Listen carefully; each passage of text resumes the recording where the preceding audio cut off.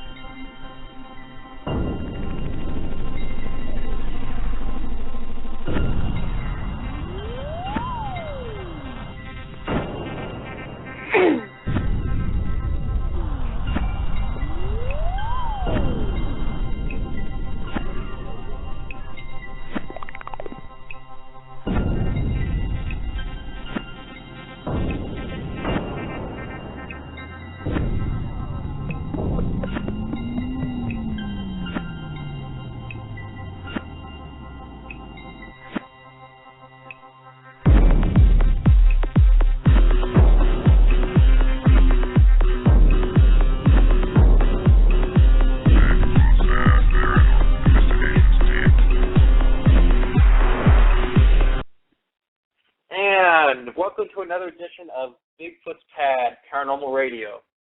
On the line with me, I have the great, the amazing Archangel, also known as Brent. I have Nick, also known as the Mafia Emporier 1.0. And I have Tim, King Gray, and I have Big Red, also known as B. Becky. Oh, my God. So, today's show, we're going to be talking about the Kelly Sutton Farm incident where some creatures of some sort were attacking the farm, but we'll get into that in a little bit. Today's show is going to be hosted by Nick primarily. I'm just going to be a supporting role for this show. I guess we're going to get started with a few news stories. Archaeologists say they found a complete skeleton buried beneath the floor of an abandoned nunnery in Florence, Italy, which might belong to Lisa Gherardini, the woman believed to have inspired Leonardo da Vinci's Mona Lisa. The bones were found beneath the remains of an altar in the church of the now derelict Convent of St. Ursula, is how I think you say that. The altar was certainly in use during Lisa Gherardini's time, said Valeria, an archaeologist at the site. The Quinto D'Aquino, or D'Aquinto, I don't know how you say that, the name of an archaeologist and colleague, had to dig through a foot of concrete before they unearthed a brick crypt containing the bones. The bone hunt, which began last year, aims to possibly reconstruct Mona Lisa's or Lisa's face. Sorry, I got tongue-tied. To see if her facial features match that of the iconic painting hanging in Paris. In his research, Palanti found several important documents, such as Francisco del Giocondo's will. There, the merchant asked his younger daughter, Marietta, to take care of his wife, Lisa. At the time, Marietta, one of Lisa and Francisco's 5 children, had become a nun. Thus, she brought her mom to the nunnery. Lisa remained there until her death, according to the document known as the Book of Dead. And apparently, it says she was buried there. She's one of only 2 people that were not nuns that were buried at that site. And it says they were buried in the Covenant, which is where these bones were found. And it says if it turns out that they're going to be female DNA or that it's a female skeleton, they're going to compare the DNA with the children's bones, apparently, is what it sounds like. A lot to go take in. What do you think, Brent?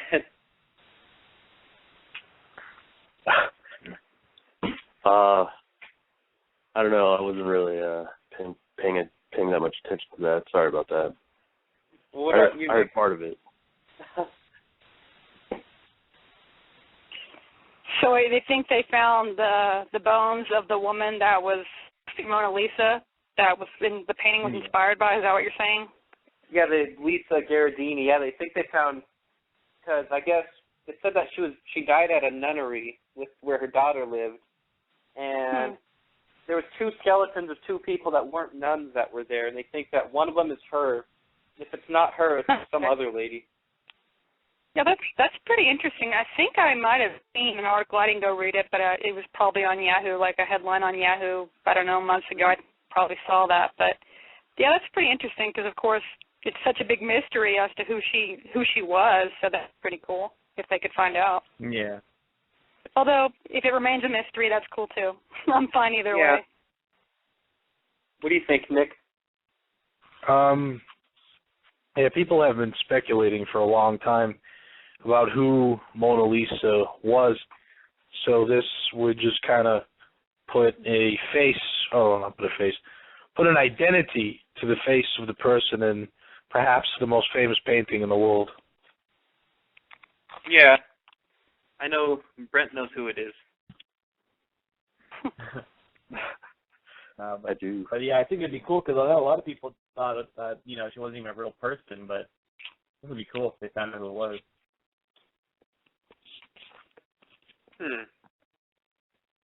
Sorry, I'm typing in the chat. Okay, well, a new microbial fuel cell creates energy during wastewater treatment and also vastly reduces the amount of sludge produced.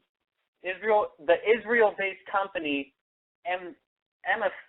MFC, named as a play on an acronym for microbial fuel cell, starts with the same principle as most wastewater treatment.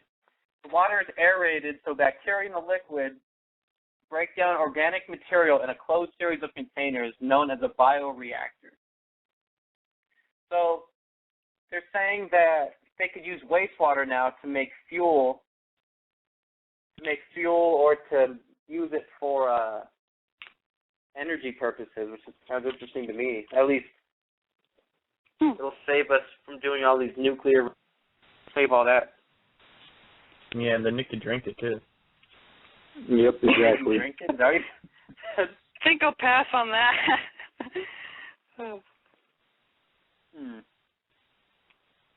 What's your opinion, Nick? I know you had to study this sort of thing in college. You said that you were a paper on it or whatever. Yeah, alternative fuel is definitely a topic that concerns all of us. Don't go calling me a green global warming proponent or anything, but we should try to switch away from gas and get to other renewable energy sources.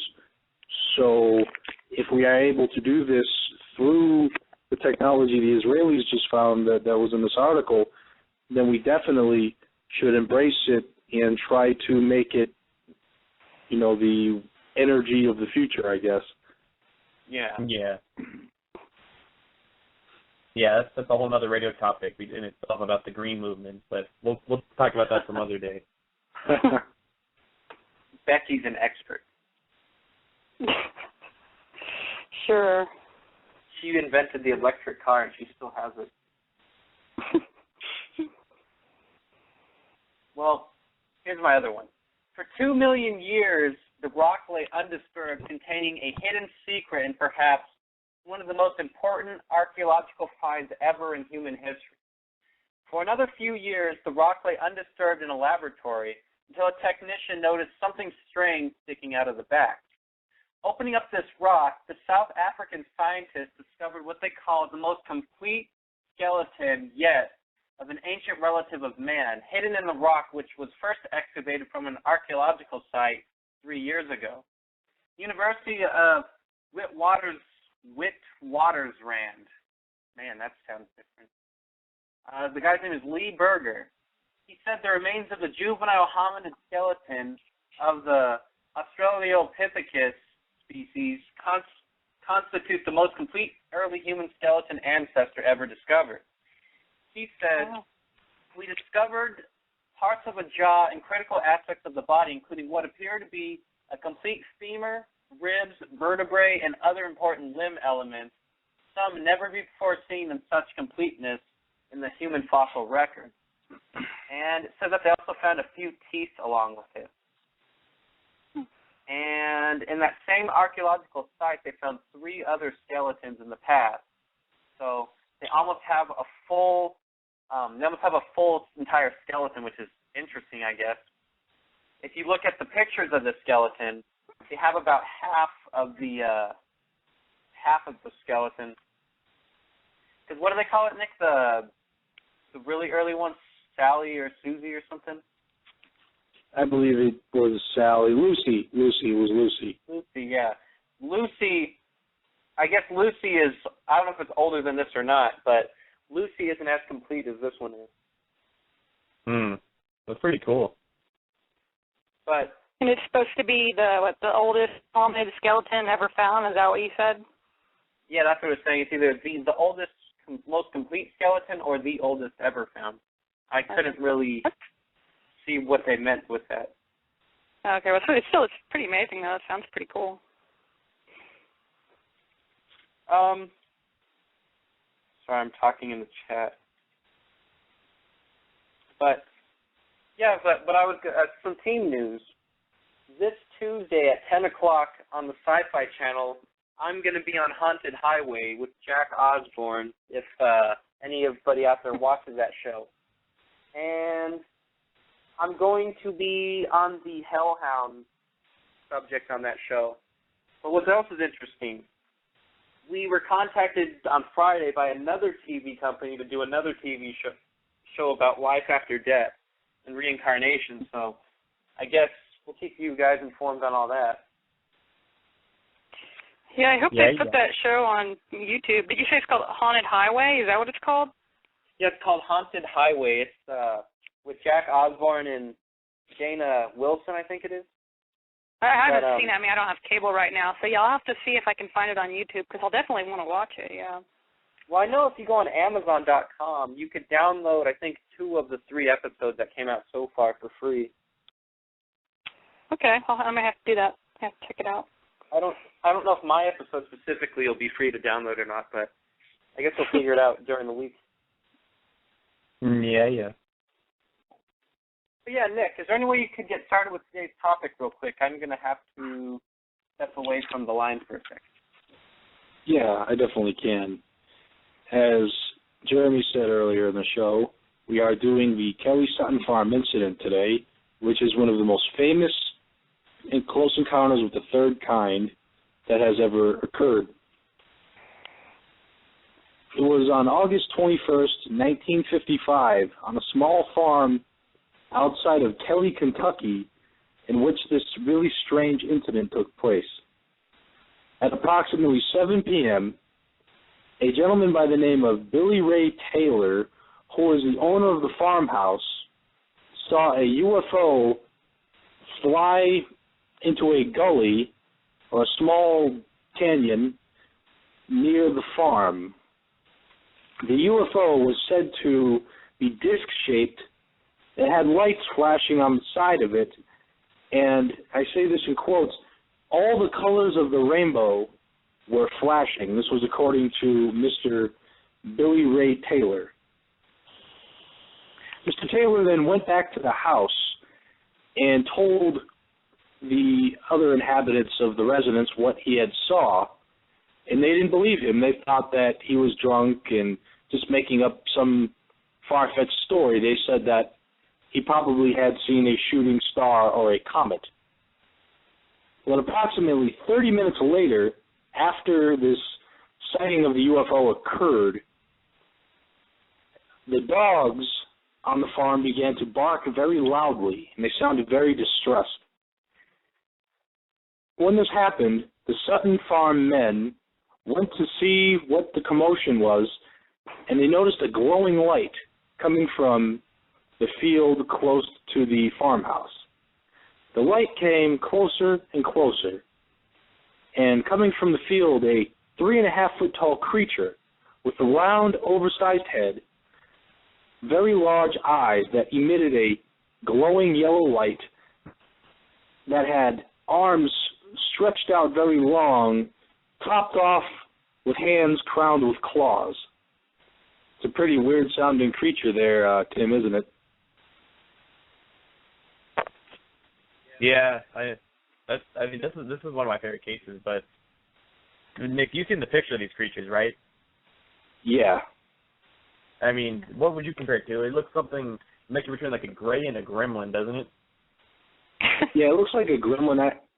While I was doing research for this show today to inscribe some notes, one of the web pages on the internet called it the Sutton Farm Goblin Incident, rather. They compared the creatures to goblins. Well, actually, you know, that's actually a better description of what I use. It does look kind of like a goblin, but they say there's hundreds of different types of aliens out there. I was going to say, did Nick talk about what the alien did, or did he stop it and pause for a minute? He stopped. He just basically said what they've seen so far. All right, Nick. Well, something before we get started with what actually occurred after the sighting of the spaceship and the aliens. I'd say, is there any way that we could go into a discussion real quick, Nick, on the spaceship and some of the aspects of that? Yeah, we can go back over the spaceship if you want. Okay, well, you said that the spaceship landed in a gully or whatever before the aliens. Did they say it landed or crashed or something like that, right? That's what witnesses were saying. Yeah, they said it flew into the gully, but at least from the account I wrote down, I don't know what happened. I don't know if it crashed or it landed. Presumably it landed, but that's just my assumption based on the information I have. Well, the other thing I was wondering, so you said that the ship was glowing every color of the rainbow is how they described it. Do you think that sounds like something that we've seen before when we've seen UFOs? It's nothing that I've ever seen. And as far as I know, our team has never seen anything like that as well. We've seen... I was going to say, well, we've seen something strange with Brent. Yeah, Brent, do you think that glowing UFO sounds like that thing we went over by in Northern California with Tim? Yeah, it does sound similar because it was pretty colorful. So yeah, is there any way you could describe the object that we've seen, Brent? I mean, you don't have to say the story, but just like the object for our listeners. Well, it was a UFO. I mean, it was at least 2 football fields across, but it had like a little lining on the rim of it, and it was glowing all these different colors. Like, I mean, colors I've yet to, describe, because there's just like all these different colors just like mixing together. Like it was just kind of kept you locked on to looking at it type of thing. It was pretty interesting. Because I thought that sounded somewhat similar. And Nick, you said it was shaped like, what type of shape was the craft? It said, Billy Ray Taylor said that the craft was shaped like a disc. I'm looking at a picture of it right now. Anyways, Nick, is there any way you could continue with what happened after they first seen the aliens? Okay. Well, as I was saying, 30 minutes after the initial sighting of the UFO, the dogs began to bark, and they sounded very distressed. So the owners of the house and a couple people that were visiting decided to go look out to see what was bothering the dogs. And when they went to look, a glowing creature came from one of the nearby farm fields. And as Tim and I just discussed a couple minutes ago, the creature most similarly looks to a goblin. But yeah. So this creature walks up on him and whatnot, and there was a weird thing that the people noticed when they saw this glowing creature. It seemed that the entire creature was made out of metal or that it was wearing some type of a suit, because its entire skin was this metallic silver color, and on the head it looked like it was wearing some sort of a helmet. Have you guys ever seen the drawings of these creatures? Could you perhaps... So it has like armor? Is that what you're saying? It has like armor on it? Yes, it looks like a type of armor that this creature was wearing, maybe some type of a suit like we wear when we go out into space. Perhaps these creatures couldn't exist in our, atmosphere or whatnot. Yeah. So they had to wear a spacesuit just like we do when we go onto the moon or whatnot. Yeah, and Nick, did you also mention that the creatures happen to be floating as well? Yeah. Oh, yeah, that was one of my little side notes. Yeah, the creatures reportedly moved very strangely. They said their legs were really stiff, and they moved with their hips, and they floated. That's according to Mr. Taylor, that the creatures floated and moved with their hips, which is a very odd movement, to say the least. Mm-hmm. Yeah, well, Nick, so this is one of my favorite cases. So, okay, Nick, so set the scene. These people are having a party, the Kellys, the Suttons, and some of the Hopkins. So, you set the scene. They're having this dinner house party, and they see the spaceship fly over. So after the spaceship flies over, they see these aliens coming up out of the fields or the surrounding areas. So what happened next, Nick? Well, when this weird creature comes walking up to Mr. Taylor and one of the Suttons, they get startled and they go get a couple guns, specifically a 22 rifle and a 20-gauge shotgun. And then they fired a couple shots at the creature and then retreated back to the house. Well, the creature caught up to them, and it went up to the house and looked in a window, and then they fired again at the creature looking in their window. They fired right through a screen. I think that's what it said exactly in the account. So this thing chased them basically back to the house, and they took a couple shots at it, and the shots didn't slow it down at all. It just chased them right back to the house, and it looked in their window. They shot it again, and then it fell down onto the ground, and they thought they killed it. So they went outside to see what happened and to see if they had actually killed the creature. But when they went outside, they found out they didn't kill it because the body was missing, and there was another creature standing on top of the roof. Oh, terrifying. Yeah, but wouldn't you be kind of freaked out if you saw one of these creatures and you shot it and you thought you killed it, then there was another one on the roof? Oh, yeah. That would be terrifying.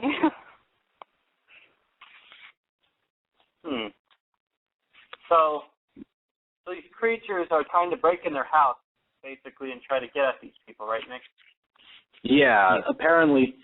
Well, there's one little side note I'd like to share.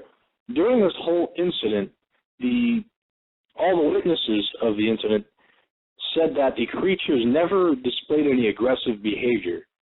So the intentions of these creatures does not seem to have been one where they wanted to attack the Suttons. It seems that they were just curious and that they were just looking at them. At least that's what I gathered. Yeah, like observing those. Yeah, it was more of an observational thing than a come and take over type of thing. Because oftentimes when this incident is talked about, many people say it was a Sutton Farm attack, this attack or that attack, and they often speak of it in violent terms, probably for a variety of different reasons, but really the aliens themselves did not seem to have any violent intentions. Well, yeah. Nick, something I was going to say. We'll go back to talk about the incident itself, but something that I got said around 11 p.m. a state highway trooper near Kelly independently reported some unusual meteor-like objects flying overhead. And it said they heard something that sounded like artillery fire coming from the area also. So other people were reporting seeing strange low-flying UFOs the same night, right around the time that the Hopkins incident was going on. And it says the Suttons eventually left their house and came back with police officers. And it says when the police officers were there, they found odd luminous patches along the fences where the creatures were shot and back in the woods. And it said they seen a green light that was glowing in the woods that they couldn't tell where it was coming from or what it was doing. So anyways, it says the police left around 2 in the morning. But as soon as they left, it said Billy Ray said that the creatures returned right after all the police left. And it says the creatures allegedly were sighted right before 4:45 a.m. and were never seen once the sun came up, like they left or whatever. Yeah, that's exactly what I have written down in my notes. But, well, we'll continue on with the account, I guess, now. After they saw this thing on the roof, they took a couple shots at it and knocked it off the roof. But right after they shot that creature, there was yet another creature standing on a tree, on the branch of a tree nearby, and they also shot at that creature as well. And when they shot these creatures, this isn't interesting though, when they shot these creatures, a metal clinging sound could be heard. Like if you took like an aluminum baseball bat. If anyone has ever heard what that sounds like, there's a nice common sound people can associate this with. It would probably be most likely associated with the aluminum baseball bat. So when they're shooting at these creatures, they were creating a metal clinging sound, so that really could, give credence to the fact that these creatures are probably wearing suits. So we'll just save that for later on as a side note. But they were firing at the creature. Oh, hey, Nick, could you do me one more favor and do your impression of the clinging sound one more time?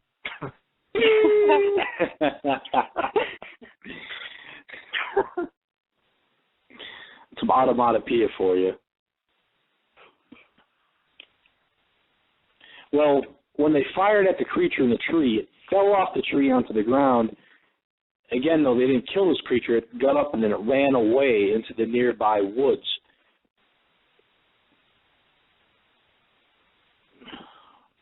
So, again, as Jeremy stated a couple minutes ago, after, this series of events happened, the Suttons became very frightened, of course, and they went and they got the police, and the police came, and they came and did a search, and they didn't find anything except for the glowing patches of land where these creatures had fell. Joe, what do you think those glowing patches of land were?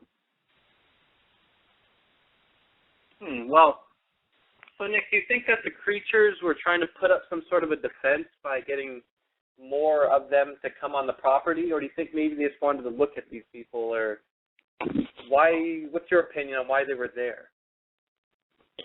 I think, in my opinion, that they were just on some sort of a reconnaissance or exploratory mission.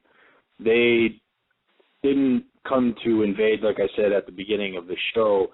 The witnesses stated time after time that the aliens were not aggressive in any manner. Just imagine that these creatures are coming, and they just keep coming and coming, and they're shooting at them.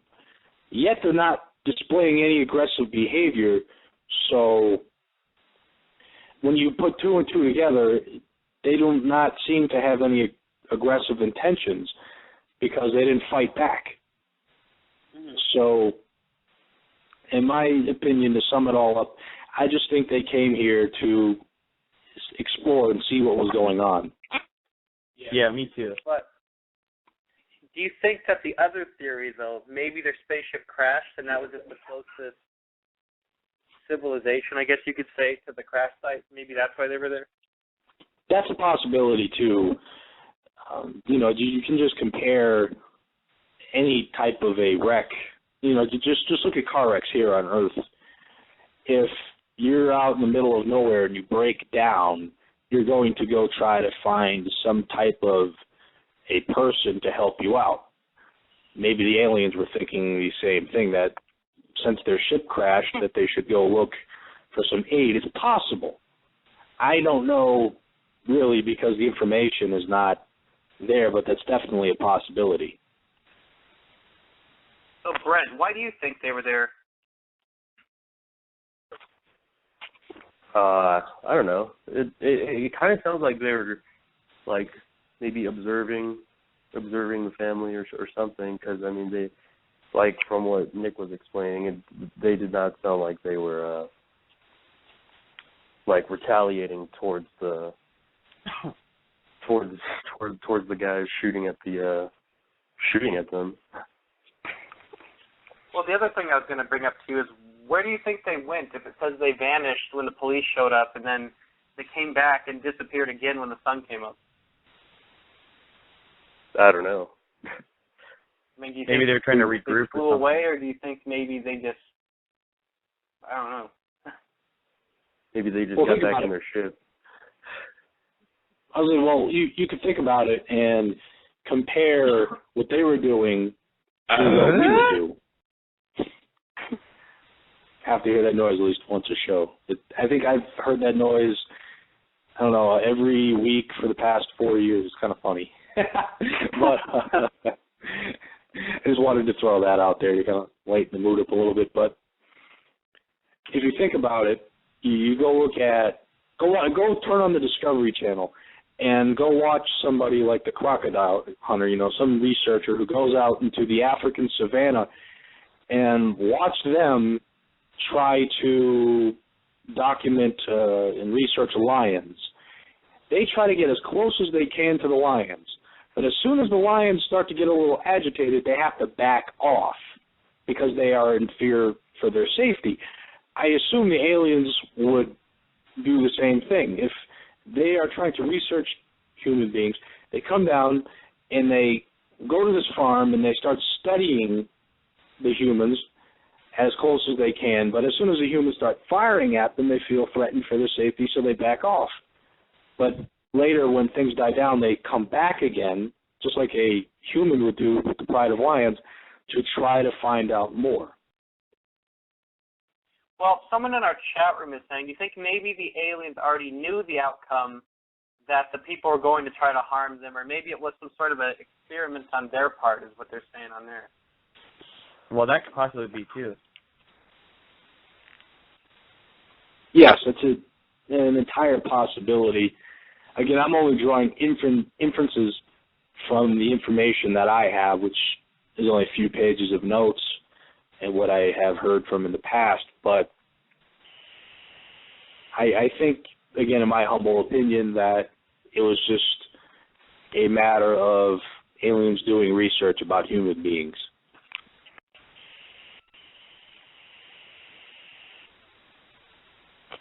Another interesting note. Oh. Okay, yeah, that is true. I guess if we found out where they lived and it was possible for us to get there, I guess we would be doing tests on them too. Yeah, I think we would. Yeah, definitely. Who knows who we are, but yeah, I definitely, with the way humans are, that's why it's so weird to me when people are like, oh, I believe in aliens, or maybe they don't, but they definitely don't believe that they come down and abduct us. And so why wouldn't they? We would do that to them if we could. We would go to other planets and take them and experiment on them. We would do that because that's what humans do, and I don't think it's strange to think at all that aliens would do that to us. So it makes sense to me, even though I still think it's horrible. Yeah. But oh yeah, definitely. I mean, the behavioral similarities between aliens and humans should be expected. Whether you believe that the universe was created by some type of a deity, or that you believe that all the life in the universe evolved over a long period of time from the time of the Big Bang to the present, we can all draw our lines, I guess. We can all draw our ancestry, to use maybe not an appropriate term, but I guess a term people can understand. We can draw our ancestry all back to one single point. So, in a way, we should expect them to behave like us just a little bit. Mm-hmm. Well, and on the side note, too, some people even believe they may possibly be our creators. Like, we're a form, like, you know what I mean? Some people believe that as well.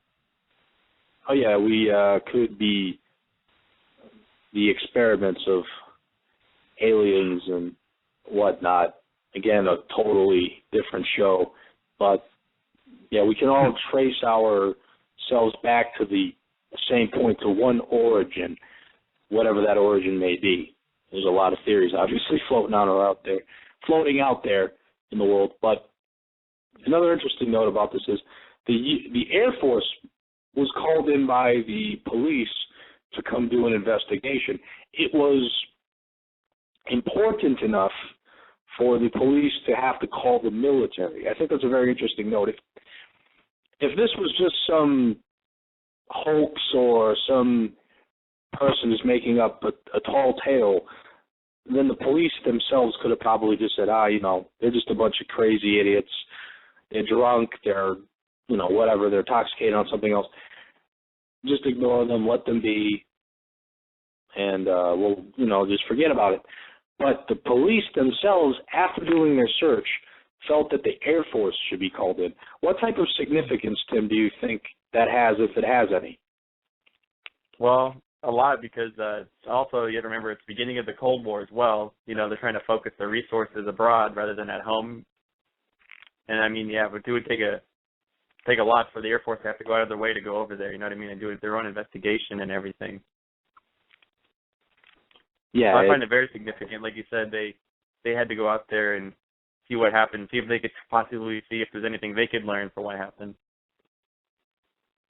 So yeah, it was definitely a big enough event for the government to be called in. I'd like to go back to the illuminated patches of land just really quickly, because that was really the only evidence. That's the only evidence we have of this incident besides the eyewitness reports. It's the only physical evidence we have. The patches of land were photographed, apparently, but they were never tested, because the day after the attack, by about noon, they say the illumination just disappeared. It vanished. Have you guys ever seen any photographs of the illuminated patches of land by chance? I thought that they were classified, is what I thought. Okay. I wasn't sure. Yeah, because I've researched this case before, and that's one of the only things I don't ever recall seeing the photos of that.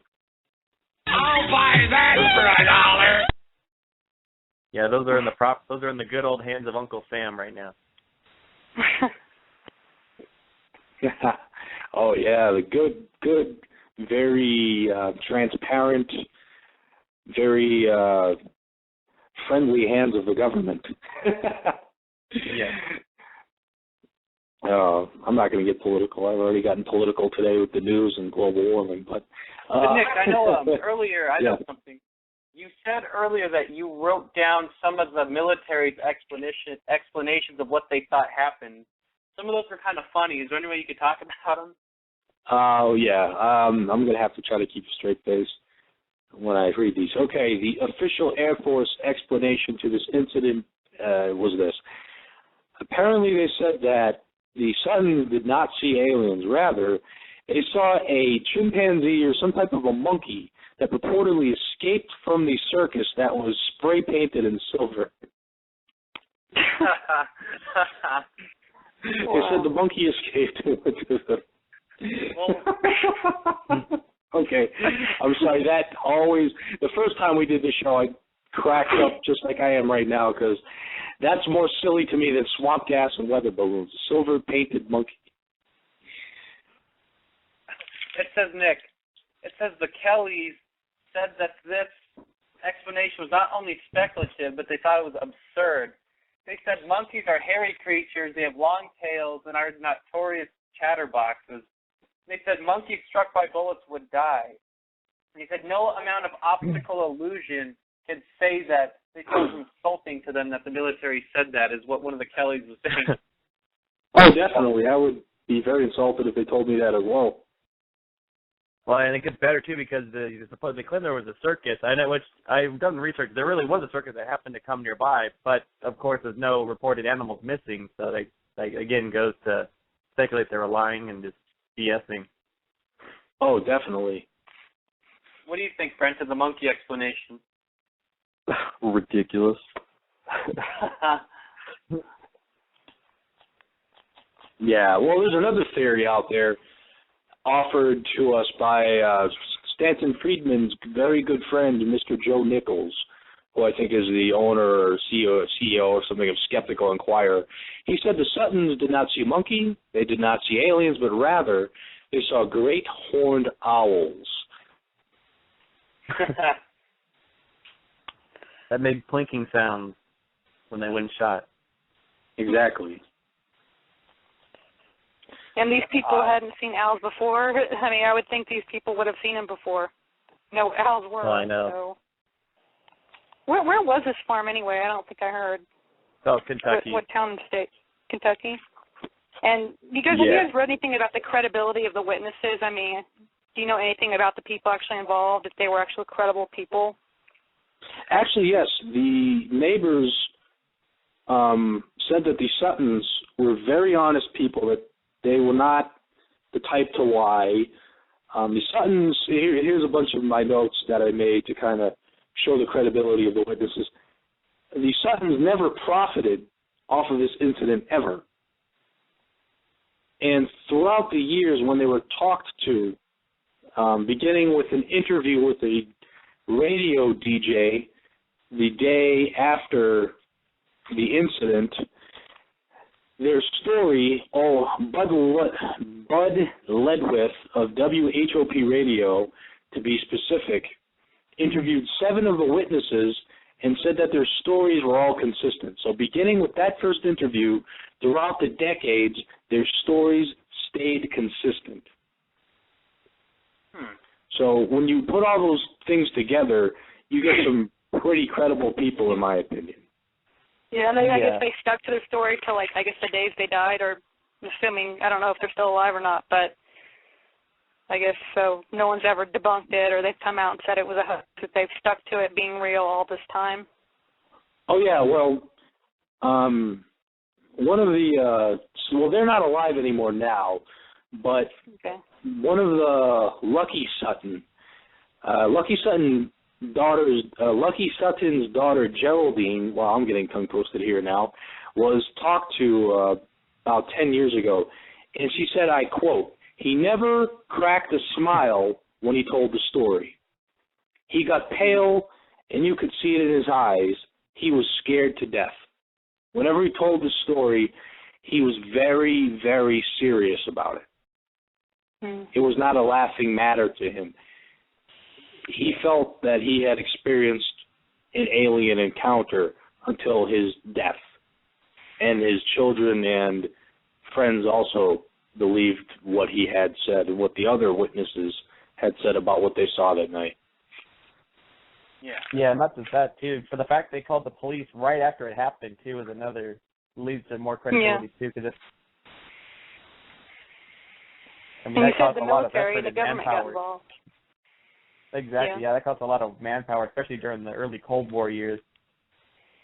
Well, something interesting I'm reading. It says, the Hopkinsville Goblins case had massive publicity hours after the occurrence. It says, on August 22nd, 1955, the Kentucky New Era newspaper claimed that 12 to 15 men had been seen on the farm. It says Clark, I guess an investigator, he said that they don't know that the Kellys and the other observers, they have no idea how many of the creatures were really there.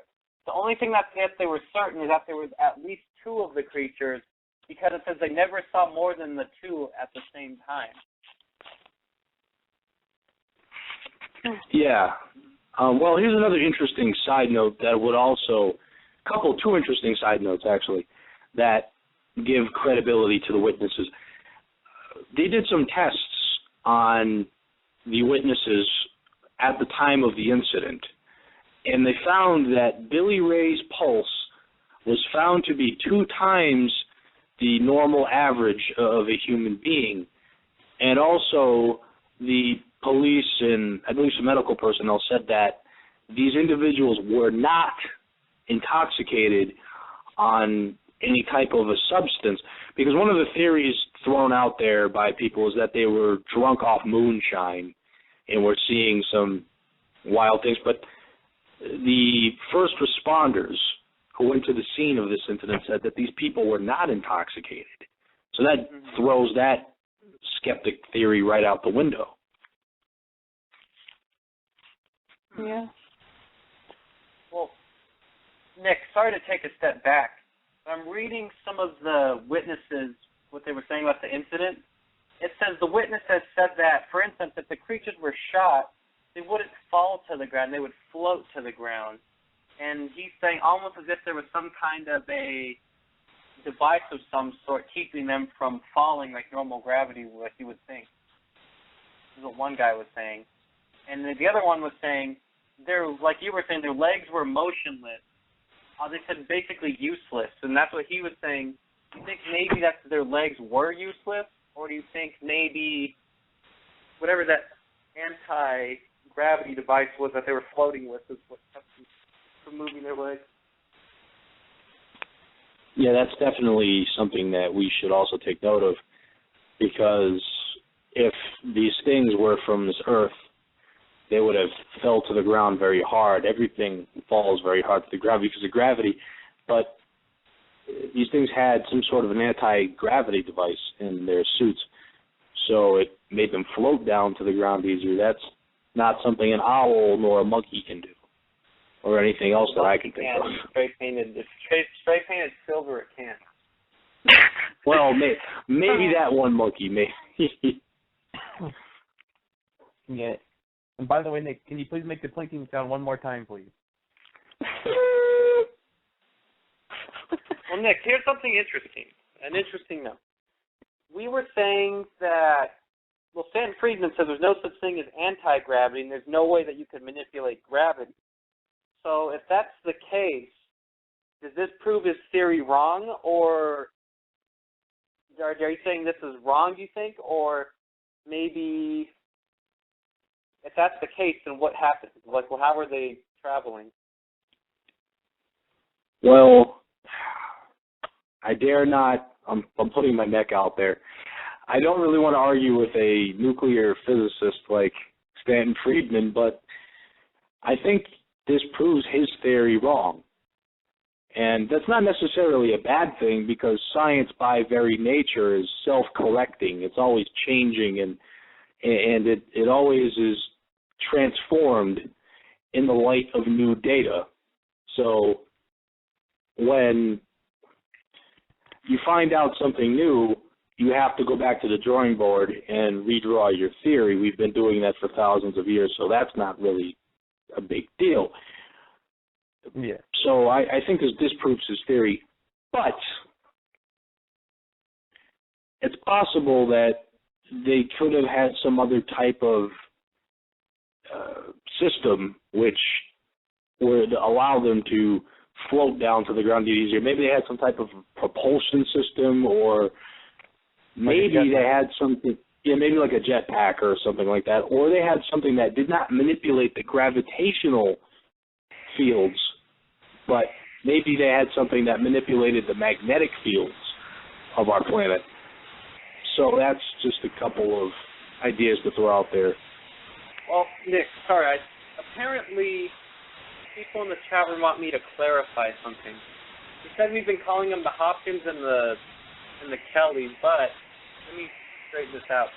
Okay, the farm is located in a rural setting by the towns of Kelly and by the towns of Hopkinsville in Kentucky. The people on the farm were the Suttons, S-U-T-T-O-N. The Suttons and some of the Suttons' friends and family were there. So if we accidentally said the Kellys or the Hopkinsville or Hopkins, that means Yeah, sorry, just correcting that in case we said that earlier, because some people are saying we did. Oh, yeah, I think we did.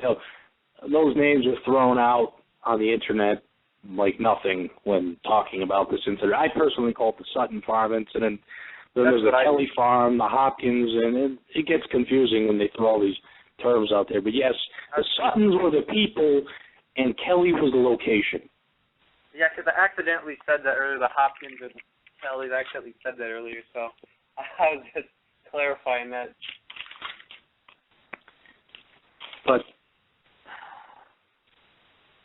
yeah, see, again, like I said, these people were very credible, and given the information that we have, I don't think we can say this is anything else except an extraterrestrial event, because the alternative explanations given besides an alien encounter are just totally ridiculous. The monkey and the owl.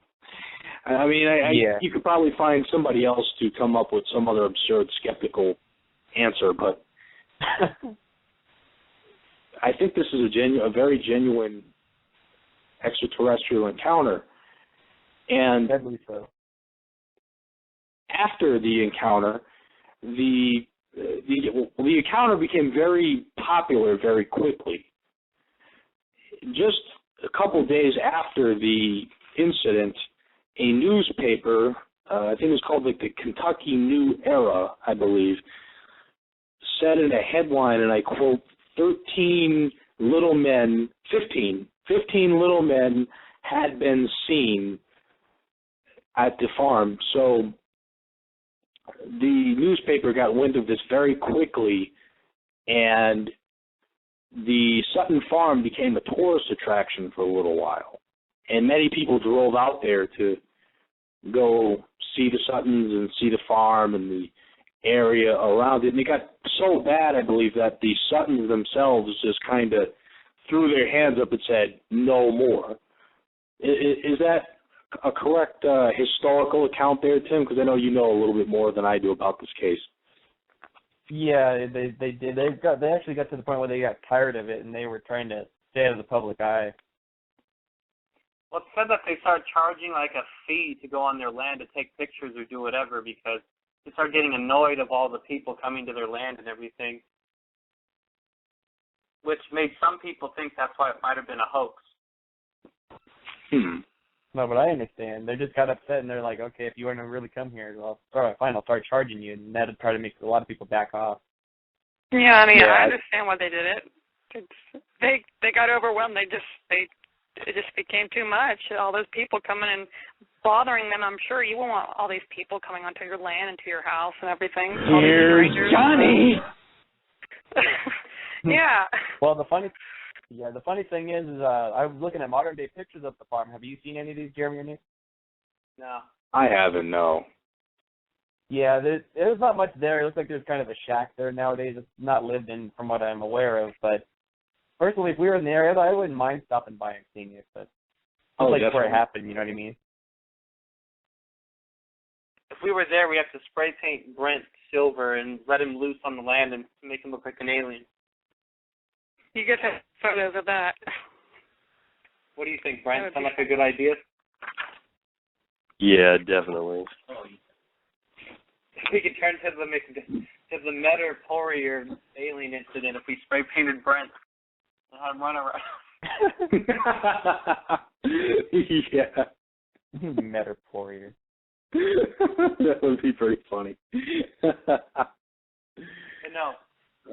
Yeah, Brent, so what's your opinions on it so far? I know we haven't really tried including you in the debate for the last hour, but what's some of the interesting things you thought of the story?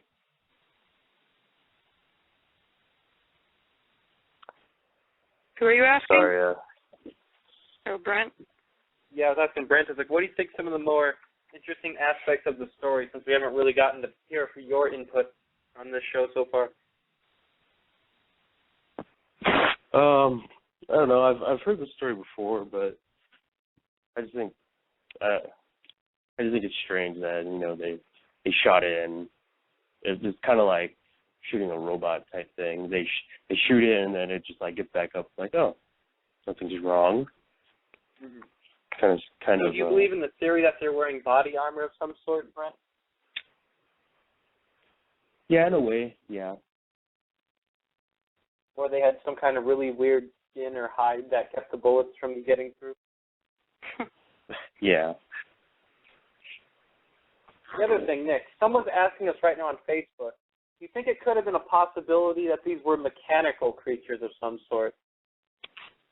Yeah, that's definitely a possibility. I know that Frank Cascino has talked about, wow, I'm having brief amnesia right now. What's the name of the incident that he's famous? Braxton County Monster, yes, the Braxton Monster. He said that the Braxton Monster was possibly a mechanical creature. I hope I'm not quoting him wrongly, but I think he said that's a possibility. So I guess found your weapon. You have 20 seconds to comply. I definitely think that these creatures could have been some type of androids. Again, that fits very well into a research theory that I said earlier.